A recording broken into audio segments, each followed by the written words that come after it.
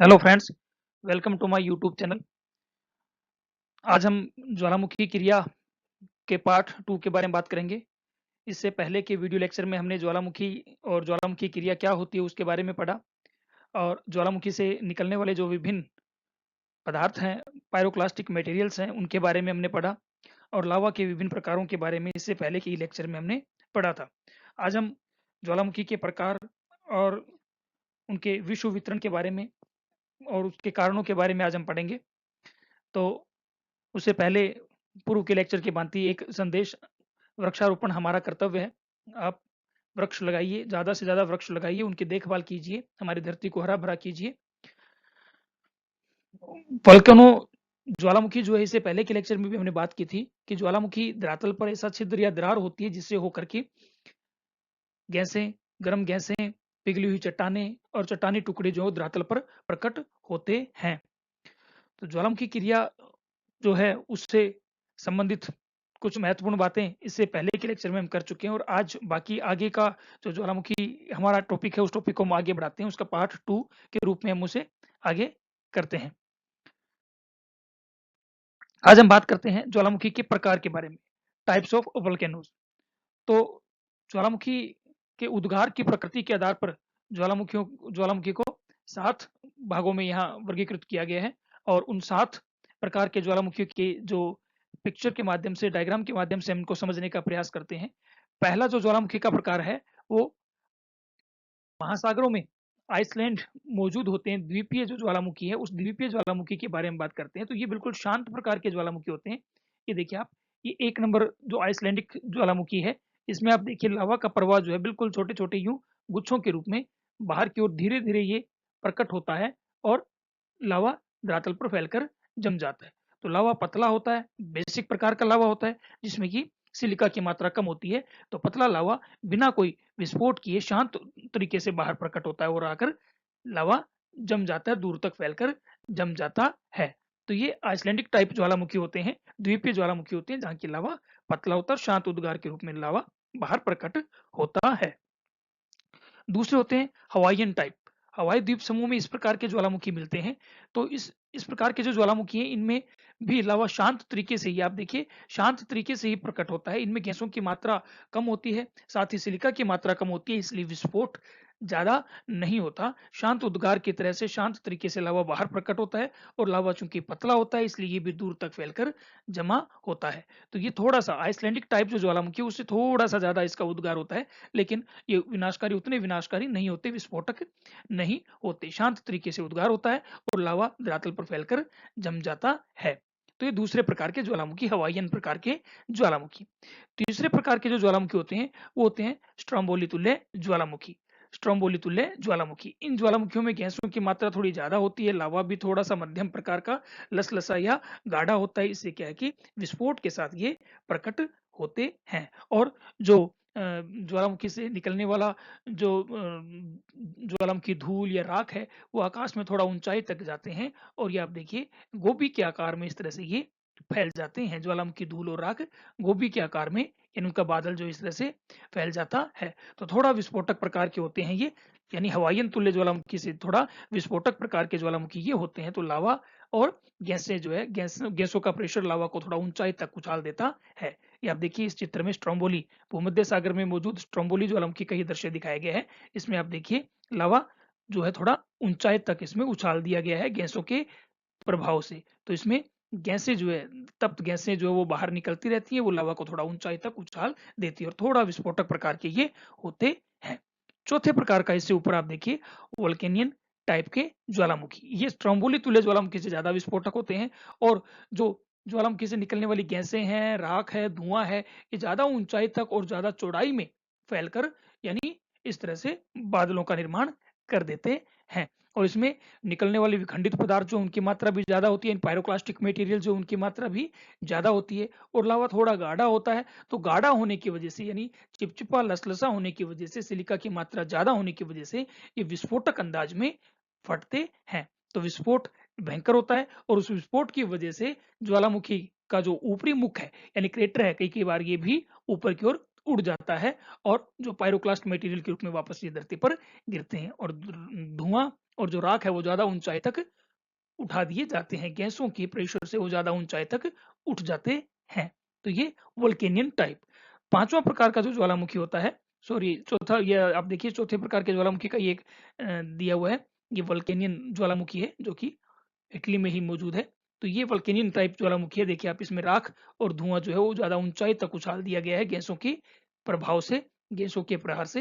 तो ये ज़्यादा ऊंचाई तक उछलता है और विस्फोटक अंदाज में ही ये फटता है। पांचवा प्रकार है पीलियन प्रकार के ज्वालामुखी। ये पीलियन प्रकार के ज्वालामुखी भी अत्यंत विस्फोटक होते हैं। इसमें देखिए कि इसमें जो यानी लावा जो है अत्यंत गाढ़ा होता है, जो कि हर बार के विस्फोट के बाद ज्वालामुखी के मुख पर जमा हो जाता है। और प्रत्येक अगला विस्फोट जो है ज्वालामुखी क्रेटर को तोड़कर वो बाहर प्रकट होता है, जिससे अत्यंत विस्फोटक अंदाज से ये प्रकट होता है। और ज्वालामुखी धूल, राख ये भी आकाश में अत्यधिक ऊंचाई तक उछाल दिए जाते हैं। तो ये इसमें चूंकि सिलिका की मात्रा ज्यादा होती है, लावा चिपचिपा और गाढ़ा होता है, इसलिए विस्फोट ज्यादा खतरनाक होता है। ये आप देखिए पिलियन और विसुवियस जो पांचवा, ये विसुवियस टाइप प्रकार की ज्वालामुखी है, ये भी विस्फोटक प्रकार का ज्वालामुखी है। इसका आप डायग्राम ये देख रहे हो, ये भी विस्फोटक प्रकार का ज्वालामुखी है और इसमें भी लावा और राख धुआं जो है वो काफी ऊंचाई तक उड़ा दिया जाता है, यानी फूल गोभी के समान ये आकाश में फैल जाता है और इस तरह से फैलकर ये काफी ऊंचाई तक उछल जाता है। सातवां और जो इसके बाद ये आप देखिए, देख पा रहे हो इस छठे डायग्राम में, आप देखिए छठे डायग्राम में ये पीलियन तुल्य ज्वालामुखी का विस्फोट दिखाया गया है।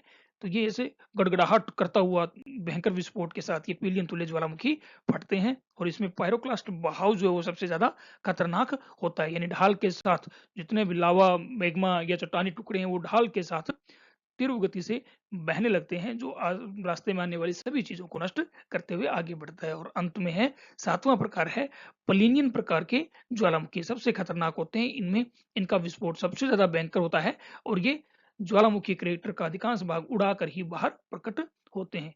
जो धूल, राख, धुआं और ज्वालामुखी के पदार्थ हैं, ये काफी ऊंचाई तक यूं फूल गोभी के आकार में ये ऊंचाई तक उछाल दिए जाते हैं। कई बार तो ये कई किलोमीटर ऊंचाई तक, कई मील ऊंचाई तक चले जाते हैं। तो ये देखिए, इसमें आप इस डायग्राम में ऊपर वाले चित्र में आप देख पा रहे हो कि कितने भयंकर विस्फोट के साथ ये आवाज करते हुए प्रकट होते हैं। तो भयंकर विस्फोट होता है जिसे कि राख, धूल और ज्वालामुखी लावा जो है वो काफी ऊंचाई तक उछाला जाता है। तो ये 7 प्रकार के ज्वालामुखी होते हैं उद्गार की तीव्रता के आधार पर। इनमें आइसलैंडिक और हवाईयन ज्वालामुखी शांत उद्गार के होते हैं और उसके बाद में जैसे जैसे यानी हम नंबर बढ़ते जाते हैं, 3, 4, 5, 6, वैसे वैसे इनका विस्फोटक अंदाज भी बढ़ता जाता है और राख और धूल जो है उतनी ही ज्यादा ऊंचाई तक उड़ा दी जाती है। फिर नेक्स्ट है एक वर्गीकरण और है, are all volcanoes active active, क्या सभी ज्वालामुखी जो है वो एक्टिव होते हैं? तो इस आधार पर यानी सक्रियता के आधार पर ज्वालामुखियों का को 3 वर्गों में विभाजित किया गया है। तो सक्रियता के आधार पर 3 प्रकार के ज्वालामुखी होते हैं। कौन-कौन से होते हैं? पहला होता है एक्टिव ज्वालामुखी, दूसरा होता है डोरमेंट और तीसरा होता है एक्सटिंक्ट, यानी एक्टिव सक्रिय ज्वालामुखी। आप इस चित्र में भी देख पा रहे हो, ये पहला एक्टिव ज्वालामुखी का चित्र है, यानी इससे लगातार जो है ज्वलनशील गैसें या धुआं या लावा जो है वो लगातार बाहर की ओर प्रकट होता रहता है। तो ऐसे ज्वालामुखी जो है वो एक्टिव ज्वालामुखी कहलाते हैं। दूसरे होते हैं डोरमेंट ज्वालामुखी, यानी सुषुप्त ज्वालामुखी।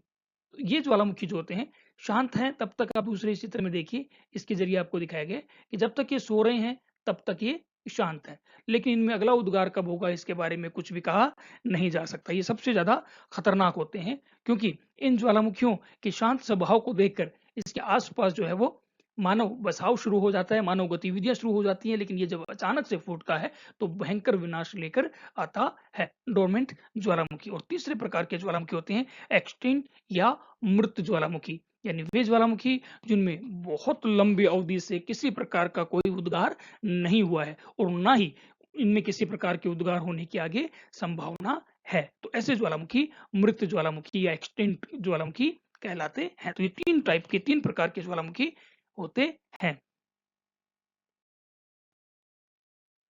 चलिए एक्टिव वोल्केनो, तो एक्टिव वोल्केनो वो है जिनसे कि गैसें, जलवाष्प और मैग्मा जो है वो लगातार प्रकट होते रहते हैं और हाल ही में उनमें किसी इसी प्रकार का कोई उद्गार हुआ है और निकट भविष्य में जल्दी ही उनमें फिर से उद्गार होने की संभावना बनी रहती है। ऐसे वोल्केनो जो है वो एक्टिव वोल्केनो कहलाते हैं, यानी सक्रिय ज्वालामुखी कहलाते हैं।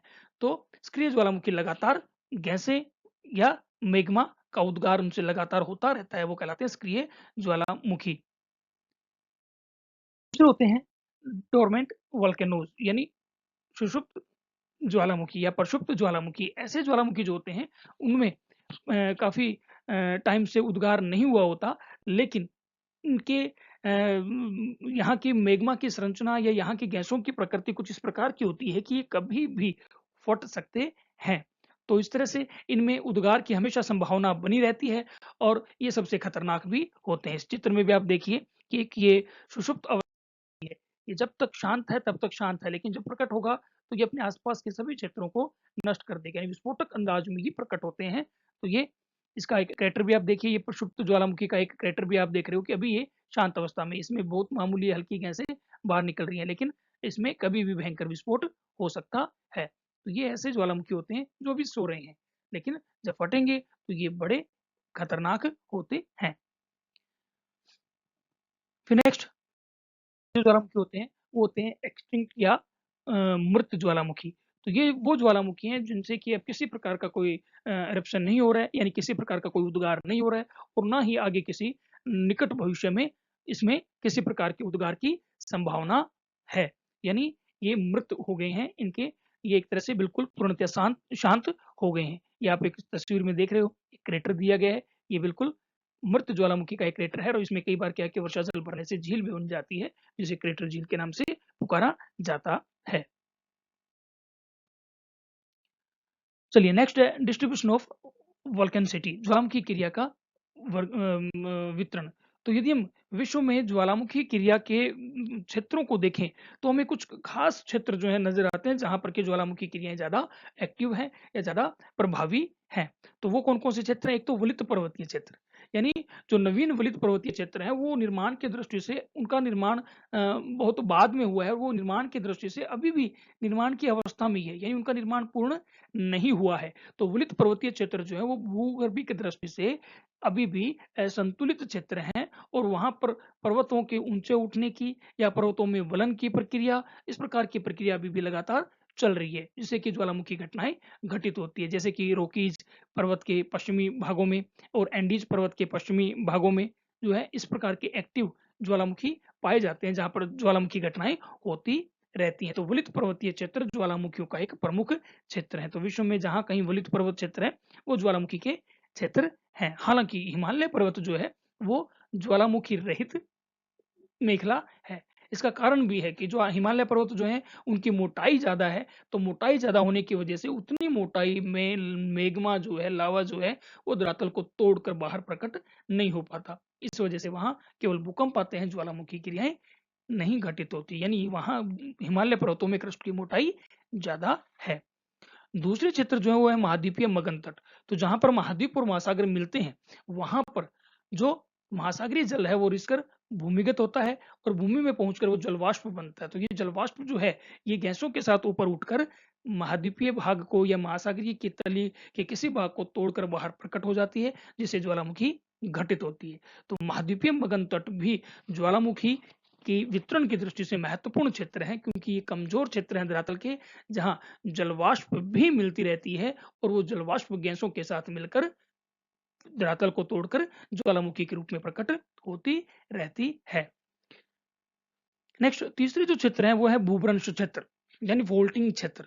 जो धरातल के पृथ्वी के जो भ्रंश क्षेत्र हैं वो भ्रंश क्षेत्र भी ज्वालामुखी क्षेत्र हैं, यानी जहां पर दो प्लेटें एक दूसरे से या चट्टानी खंड जो है वो एक दूसरे से अगल बगल खिसक कर किसी दरार का निर्माण या किसी भ्रंश का निर्माण करते हैं, उन क्षेत्रों में भी ज्वालामुखी क्रियाएं घटित होती है। जैसे कि अफ्रीका की भूभ्रंश घाटी है, जैसे कि कैलिफोर्निया की सान एंड्रियाज भ्रंश है। तो ये जो भ्रंश क्षेत्र हैं इन भ्रंश क्षेत्रों के सारे भी ज्वालामुखी घटनाएं घटित होती हैं। नेक्स्ट चौथा जो क्षेत्र है वो है मध्य महासागरीय कटक। मध्य महासागरीय कटक के सारे जो ज्वालामुखी क्रियाएं होती हैं वो शांत प्रकार की ज्वालामुखी क्रियाएं होती है। मध्य महासागरीय कटक के सारे दो प्लेटें जो है वो एक दूसरे के से विपरीत दिशा में खिसक जाती हैं या विपरीत दिशा में गति करती हैं। तो दो प्लेटों के अपसारी गति की वजह से नीचे का दुर्बलता मंडल का जो मैग्मा है वो बाहर प्रकट होता है, प्लेट के किनारों पर शांत तरीके से आकर जमा हो जाता है, जिससे मध्य महासागरीय कटक का निर्माण होता है या फिर मध्य महासागरों में कटक पर मौजूद द्वीपों का निर्माण होता है। तो इस प्रकार के जो आपके आइसलैंड के जो द्वीप हैं वो इसी प्रकार के ही ज्वालामुखी द्वीप हैं। अटलांटिक महासागर में जो है वो इसी प्रकार के द्वीप हैं। तो मध्य महासागरीय कटक के सारे भी ज्वालामुखी घटनाएं घटित होती हैं, लेकिन ये शांत प्रकार से ज्वालामुखी घटनाएं होती हैं। नेक्स्ट है प्लेट सीमाएं एवं किनारे। तो प्लेट सीमाएं और जो किनारे हैं ये महत्वपूर्ण ज्वालामुखी वितरण के क्षेत्र हैं। यदि हम देखें प्लेटों के किनारों को देखें तो रचनात्मक प्लेट सीमाएं और जो किनारे हैं उनके किनारे पर 15% विश्व के सक्रिय ज्वालामुखी एक्टिव ज्वालामुखी पाई जाती हैं। दूसरे ये देखिए आप प्लेट किनारे, यहाँ पर इसमें दो प्लेटें एक दूसरे के विपरीत दिशा में खिसक रही हैं, एक दूसरे के विपरीत दिशा में दो प्लेटें जा रही हैं।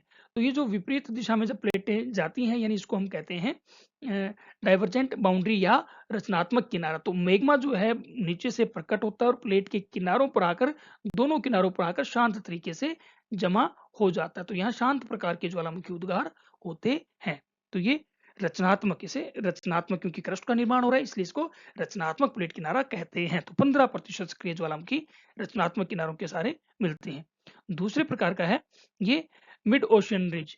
ये मध्य अटलांटिक कटक आप देखिए इसमें दिखाया गया है। मिड ओशियन मध्य महासागरीय कटक आप देखिए कि दो तरफ से प्लेटें रचनात्मक किनारों के सारे प्लेटें दो विपरीत दिशाओं में जा रही हैं और उस स्थिति में क्या है नीचे से मैग्मा आता है और प्लेट के किनारों पर शांत तरीके से जमा हो जाता है। आप यहाँ वोल्केनिक एक्टिविटीज होते हुए देख भी पा रहे हो कि ज्वालामुखी जो एक्टिविटीज हैं वो आप इस एरो के साथ मैं आपको दिखाने का प्रयास भी कर रहा हूँ कि वोल्केनिक एक्टिविटीज होती हैं। तो मिड अटलांटिक कटक के सहारे।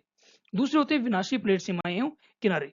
विश्व के 80% सक्रिय ज्वालामुखी है जो विनाशी प्लेट किनारों के सहारे पाए जाते हैं, यानी जहां पर दो प्लेटें एक दूसरे से आकर टकराती हैं। यहाँ आप देखिए कि दो प्लेटें एक दूसरे से आकर टकरा रही है। इस स्थिति में क्या होता है कि जो हल्की प्लेट होती है वो ऊपर रह जाती है और जो भारी प्लेट होती है वो नीचे क्षेपित हो जाती है, सबडक्शन जोन में क्षेपित हो जाती है और नीचे पहुंचकर ये मैग्मा का निर्माण करती है और ये मैग्मा जो है वो गैसों और जलवाष्प के साथ बाहर प्रकट होता है और विस्फोटक ज्वालामुखी की उत्पत्ति होती है। तो जहां पर दो प्लेटें एक दूसरे से आकर टकराती हैं वहां पर विस्फोटक प्रकार के ज्वालामुखी होते हैं। जापान एक इसी प्रकार की प्लेट किनारे पर मौजूद है। इसी प्रकार से प्रशांत महासागर के चारों ओर के जो ज्वालामुखी हैं, चारों प्रशांत महासागर के किनारों के जो ज्वालामुखी हैं वो इसी प्रकार की विनाशी प्लेट सीमाओं पर मौजूद ज्वालामुखी हैं। उनमें भयंकर विस्फोटक ज्वालामुखी उद्गार ही होते हैं। इसलिए प्रशांत महासागर के चारों ओर की जो मेखला है उसे अग्निवर्त, अग्निवलय या रिंग ऑफ फायर का नाम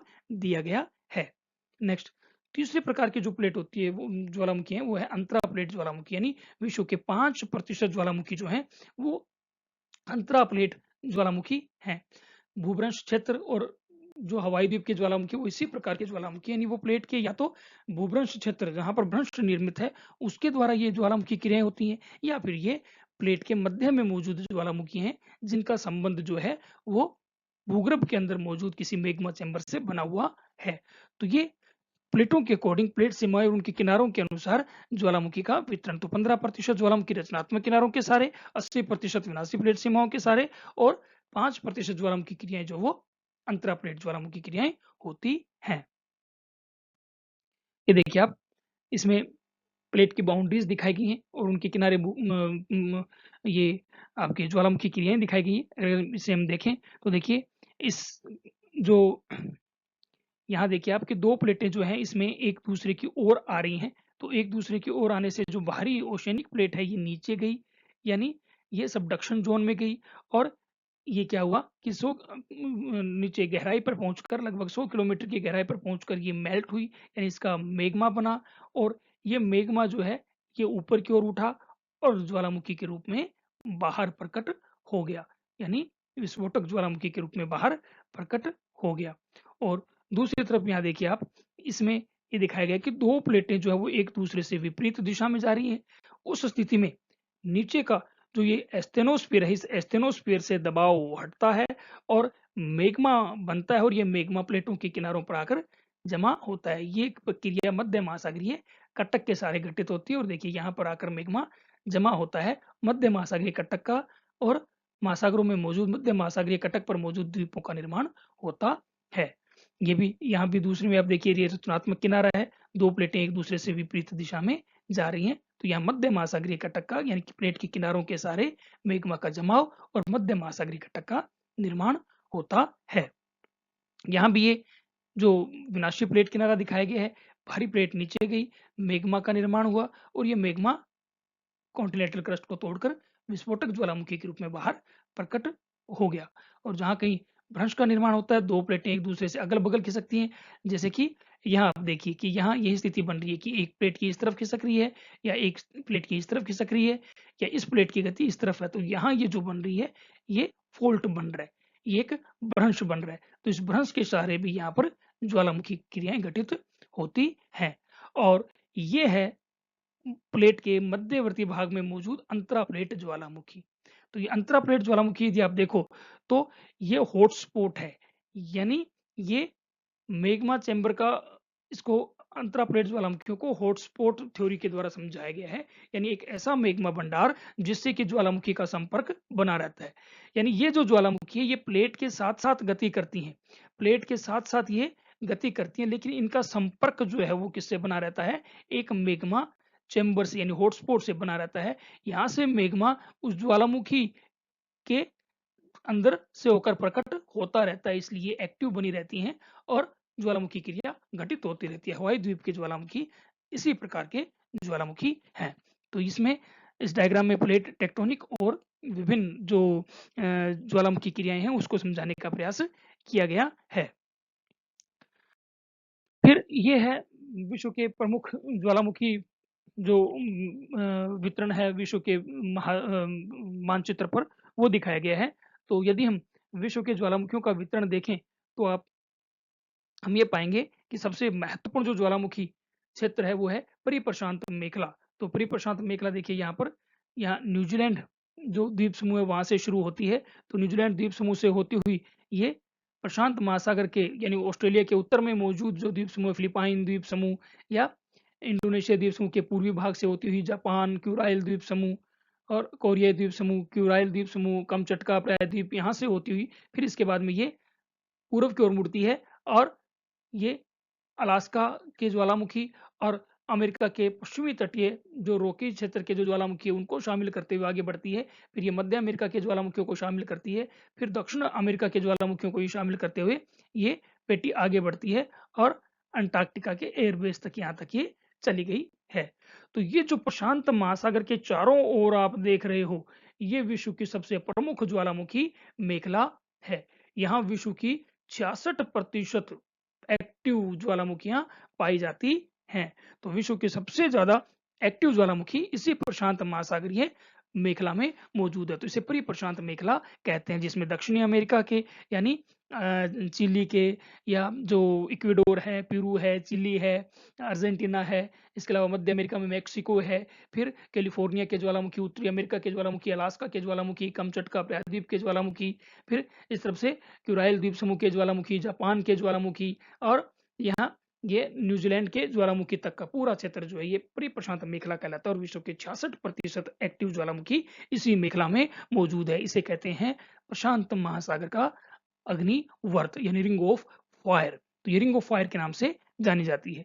दूसरी जो मेखला है वो है मध्य महाद्वीपीय मेखला। तो देखिए आप मध्य महाद्वीपीय मेखला जो है ये शुरू होती है भूमध्य सागर के पश्चिम में मौजूद यहाँ कनारी द्वीप समूह से, यहाँ से ये शुरू होती है और उसके बाद ये भूमध्य सागर में होती हुई भूमध्य सागर के ज्वालामुखियों को शामिल करती है, जिनमें स्ट्रोम्बोली, एटना, विसुवियस, वल्केनो, ये सब ज्वालामुखियां जो है ये इसमें वल्केनियन, ये सारी ज्वालामुखियां भूमध्य सागर के ज्वालामुखी इनको ये शामिल करती है। इसके बाद ये ईरान के कुछ शांत ज्वालामुखियों को शामिल करती है, जिनमें देवमंड ज्वालामुखी हो गई, कौ सुल्तान हो गई, ये ज्वालामुखी हैं, इनको शामिल करती है। उसके बाद ये यहाँ से आगे बढ़ती है और एशिया में यानी हिमालय पर्वतों के साथ साथ ये आगे बढ़ते हुए आती है और यहाँ इंडोनेशिया द्वीप समूह के ज्वालामुखियों को शामिल करती है और आकर प्रशांत महासागरीय ज्वालामुखी मेखला से यहाँ मिल जाती है।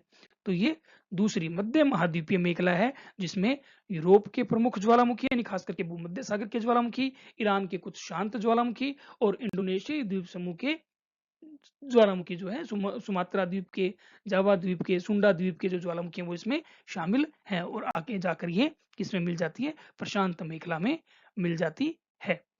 तीसरी जो ज्वालामुखी मेखला है वो है मध्य अटलांटिक मेखला। तो ये मध्य अटलांटिक मेखला जो है ये उत्तर में उत्तरी सागर से ये शुरू होती है और उत्तरी सागर से शुरू होकर ये उत्तरी अटलांटिक में मौजूद आइसलैंड द्वीप समूह जो है उनके ज्वालामुखियों को शामिल करती हुई और मध्य अटलांटिक का तट के साथ साथ मौजूद कई ज्वालामुखी द्वीपों को शामिल करती हुई ये आगे बढ़ती है और इसी अटलांटिक महासागर में एस आकार में जाकर ये अंत में कहा ये मिल जाती है अंटार्कटिका के एयरबस ज्वालामुखी तक चली गई है। तो ये मध्य अटलांटिक मेखला है। यहाँ पर यानी इस मध्य अटलांटिक मेखला में क्या है कि दो प्लेटें, एक तरफ तो ये अमेरिकन प्लेट है और दूसरी तरफ यूरेशियन अफ्रीकन प्लेट है। तो दो प्लेटें जो हैं यानी ये एक दूसरे से विपरीत दिशा में यहाँ गति करती हैं। इस वजह से यहाँ एक गैप बनता है, उस गैप में लावा या मेग्मा शांत तरीके से आकर जमा हो जाता है और मध्य अटलांटिक कटक का निर्माण करता है। तो ये तीसरी मेखला है। तो पहली मेखला हमने परिप्रशांत मेखला की, दूसरी अपने मध्य महाद्वीपीय मेखला की और तीसरी हमने मध्य अटलांटिक मेखला की। और चौथे प्रकार की जो ज्वालामुखियों का वितरण है वो है अंतरा प्लेट ज्वालामुखी। तो अंतरा प्लेट ज्वालामुखी में यदि हम देखें तो उसमें अफ्रीका महाद्वीप के ये भूभ्रंश घाटी के ज्वालामुखी प्लेट के मध्य भाग में है। अफ्रीका महाद्वीप के ये भूभ्रंश घाटी के यानी महान दरार घाटी के ये ज्वालामुखी जो है ये अंतरा प्लेट ज्वालामुखी के उदाहरण है। यहाँ भ्रंश का निर्माण होता है, विश्व के सबसे बड़े भ्रंश का निर्माण होता है जो भूमध्य सागर से लेकर लाल सागर होता हुआ जम्बेजी नदी की खाड़ी जो है या जम्बेजी नदी का जो घाटी है वहां घाटी तक चला गया है। इस भ्रंश के सहारे ही अफ्रीका महाद्वीप के कुछ एक्टिव और सुषुप्त या मृत ज्वालामुखी मौजूद हैं, जिनमें जो ज्वालामुखी जो क्षेत्र हैं जो अफ्रीका के वो इसी में ही शामिल है। और नेक्स्ट जो एक और जो इसी अंतरा प्लेट ज्वालामुखी का जो भाग है वो है हवाई द्वीप समूह। तो ये भी हवाई द्वीप समूह जो है, हवाई द्वीप समूह के ज्वालामुखी भी प्लेट के मध्यवर्ती भाग में ही मौजूद है। ये है हवाई द्वीप समूह जो मैंने राउंड बनाया है, ये हवाई द्वीप समूह है। तो ये हवाई द्वीप समूह प्लेट के मध्य भाग में है।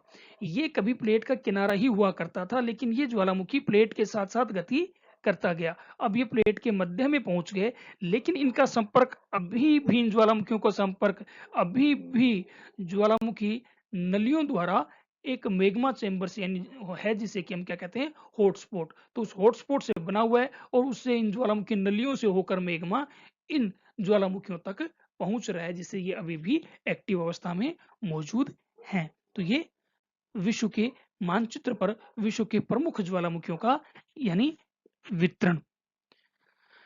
चलिए, तो ये active volcanoes of the world जो है हमने ये भी देखा। तो कौन कौन से क्षेत्रों में कौन कौन से यानी किस तरह से ज्वालामुखी मेखलाएं जो है वो फैली हुई। चलो नेक्स्ट, ये हम इसमें कुछ प्रमुख ज्वालामुखी, विश्व के कुछ प्रमुख ज्वालामुखियों के बारे में इसमें बताया गया है कि कौन कौन से ज्वालामुखी हैं। तो यदि आप हवाई द्वीप समूह में देखो तो हवाई द्वीप समूह में आप देखिए, ये सॉरी ये आइसलैंड में अगर आप देखो तो आइसलैंड में देखिए कौन कौन से हैं, लाकी, हेकला, हेल्गाफेल और सर्टसे। ये कहाँ मौजूद है, आइसलैंड में मौजूद है। तो ये आइसलैंड के प्रमुख ज्वालामुखी है। और इसके बाद अफ्रीका के ये पश्चिमी तट पर आप यहाँ देखिए, यहाँ पर मौजूद है पिकोडी ट्रेड, ये ज्वालामुखी मौजूद है। और अफ्रीका के इस पश्चिमी तट पर मौजूद कनारी द्वीप समूह जो है वो भी इसी प्रकार के ज्वालामुखी ही द्वीप हैं। फिर ये भूमध्य सागर के प्रमुख ज्वालामुखी आप देखिए, भूमध्य सागर के प्रमुख ज्वालामुखी में mount Vesuvius, Stromboli, volcano Etna और जो सेंटोनिनी, ये जो है भूमध्य सागर के ये प्रमुख ज्वालामुखी है जो भूमध्य सागर में विभिन्न स्थानों पर मौजूद है। ये मध्य महाद्वीपीय मेखला में शामिल किए जाते हैं। और अफ्रीका महाद्वीप के ज्वालामुखी आप देखिए, अफ्रीका महाद्वीप के ज्वालामुखी में किलिमंजारो ये अफ्रीका महाद्वीप का एकमात्र एक्टिव ज्वालामुखी है। इसके अलावा ये नाइजेरियोगोन नागो और ये अफ्रीका महाद्वीप के प्रमुख ज्वालामुखी है।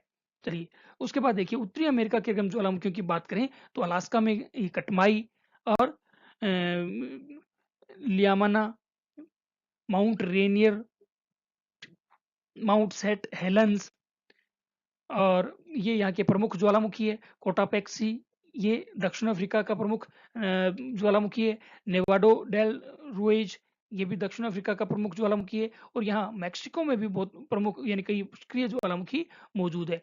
तो कोटापेक्सी ये इक्वेडोर में प्रमुख ज्वालामुखी है। इसी तरह से चिली और पेरू जो है, चिली, पेरू और अर्जेंटीना जो है, यहाँ पर भी ये कुछ प्रमुख ज्वालामुखी, एक्टिव ज्वालामुखी आप देख पा रहे हो। हवाई द्वीप में मोना लोआ प्रमुख सक्रिय ज्वालामुखी है। इसके अलावा किलोविया दूसरा प्रमुख ज्वालामुखी है, किलोविया। तो मोना लोआ और किलोविया ये हवाई द्वीप के प्रमुख ज्वालामुखी हैं, सक्रिय ज्वालामुखी है। और इधर अगर हम देखें तो ये हैं पूर्वी द्वीप समूह के कुछ प्रमुख ज्वालामुखी। इनमें ये पूर्वी द्वीप समूह में अगर आप ज्वालामुखी देखो तो ये कटाऊ, और इसके अलावा सुंडा द्वीप पर भी कई ज्वालामुखी मौजूद है। सुंडा सुमात्रा द्वीप पर भी कई ज्वालामुखी मौजूद है। ये जापान के प्रमुख ज्वालामुखी माउंट फ्यूजी उनजेन ये जापान के प्रमुख ज्वालामुखी है। फिलीपींस में ये मेयान ज्वालामुखी प्रमुख है। इसके अलावा ताल पिनाटोबो ये प्रमुख यहाँ के ज्वालामुखी है। ये विश्व के कुछ प्रमुख सक्रिय ज्वालामुखी है जो कि इस डायग्राम के जरिए दिखाए गए हैं। और अंटार्कटिका में बात करें तो अंटार्कटिका में ये एयरबस यहाँ का प्रमुख सक्रिय ज्वालामुखी है। इसके अलावा ये हर्ड आइसलैंड भी सक्रिय ज्वालामुखी है। हर्ड आइसलैंड में भी ये सक्रिय ज्वालामुखी है। तो ये विश्व के कुछ प्रमुख सक्रिय ज्वालामुखी हैं जो कि अभी भी इनका उद्गार हो रहा है। तो ये आज हमने विश्व के प्रमुख ज्वालामुखी और उनके वितरण के बारे में हमने बात की। उम्मीद है कि आपको ये लेक्चर अच्छा लगा होगा। वीडियो को आप लाइक कीजिए, शेयर कीजिए, सब्सक्राइब कीजिए। Thank you so much.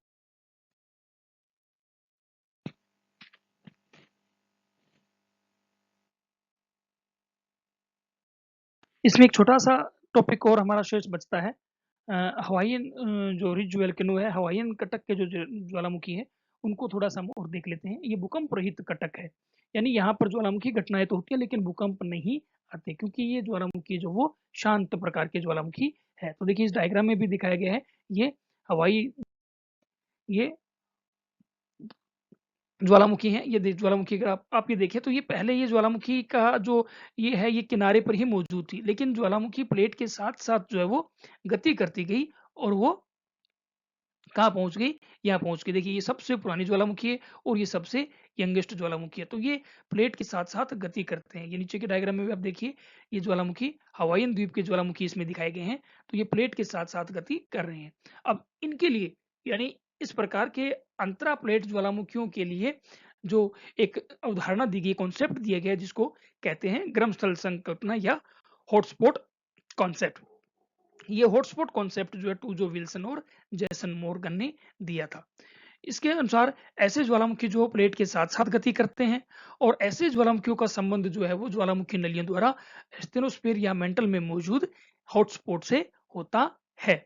तो ये हॉटस्पॉट के साथ उनका संपर्क बना रहता है और इस हॉटस्पॉट के साथ संपर्क होने की वजह से ज्वालामुखी नलियों से होकर मेघमून तक पहुंचता रहता है और ये सक्रिय रहते हैं। अफ्रीका के भूभ्रंश घाटी के ज्वालामुखी भी इसी प्रकार के अंतरा प्लेट ज्वालामुखी हैं।